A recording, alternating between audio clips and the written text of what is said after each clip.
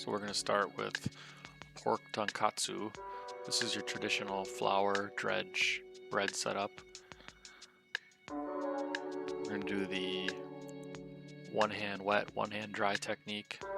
My right hand will stay dry the whole time, dealing with the flour and the panko breadcrumbs, and my left hand will deal with anything touching the egg. These pork cutlets are pretty thick. They're seasoned with salt on the meat itself, and then there's salt and pepper in the flour dredge.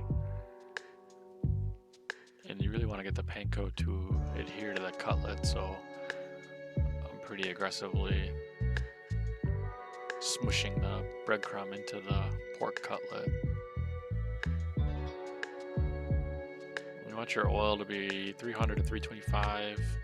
You don't want it super hot because these cutlets are really thick and they're going to take 3 to 5 minutes each side to cook all the way through. And you're looking for golden brown. You don't want to burn the panko. If you have your heat too high, you're probably going to burn your panko before your pork is cooked. So 300 to 350. And when you throw your pork cutlet in there, it's going to cool down the oil very quickly, so you got to turn your stove up. But just keep checking with your thermometer, or you can go by look. If it looks like it's cooking too fast, just turn it down. And then you're going to make your tonkatsu sauce. This is 2 parts ketchup to 1 part Worcestershire sauce, and I added oyster sauce too, which is sweet but also a little fishy.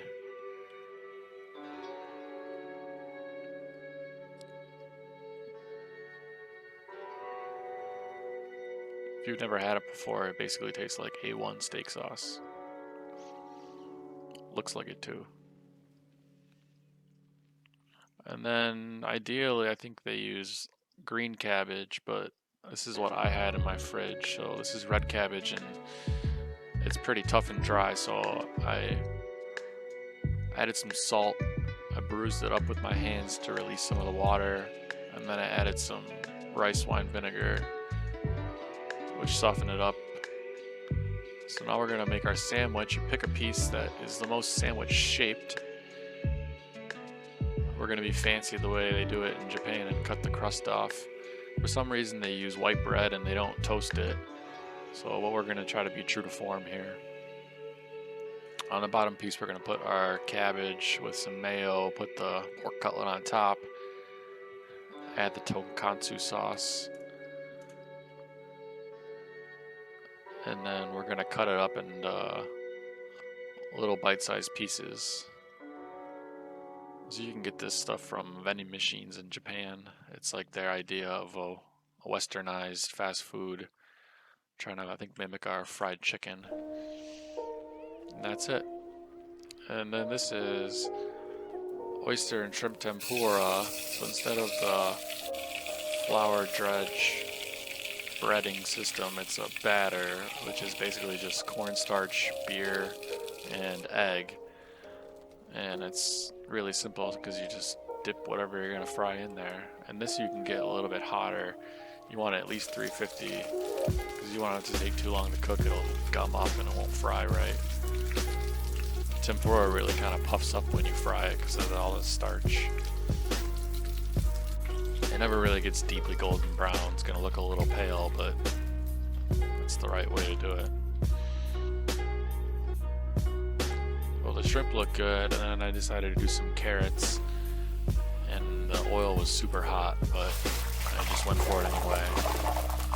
Obviously this is way too hot, and then I tried to clean out my strainer with cold water, and I put it back in there. It gets spattered.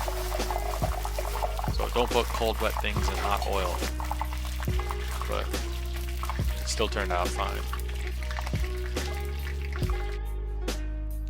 This was the shrimp, oyster, and carrot tempura. Alright, pina colada time. We're going to take about 2 cups of pineapple, which I froze overnight. Buy one of those fresh ones from the grocery store. You can buy frozen pineapple, doesn't matter. And break that up a little bit so it falls down. We're going to do 2/3 cup of coconut milk.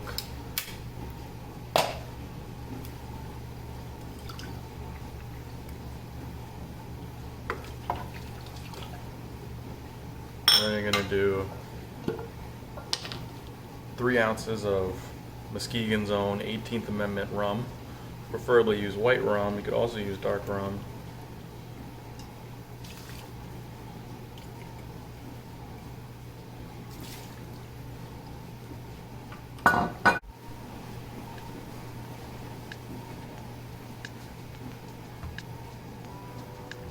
Now we're going to make a little lime boat from this leftover lime I got. I'm going to take the sticker off first.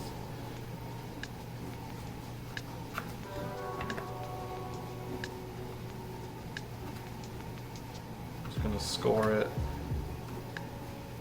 I'm going to squeeze the lime juice out.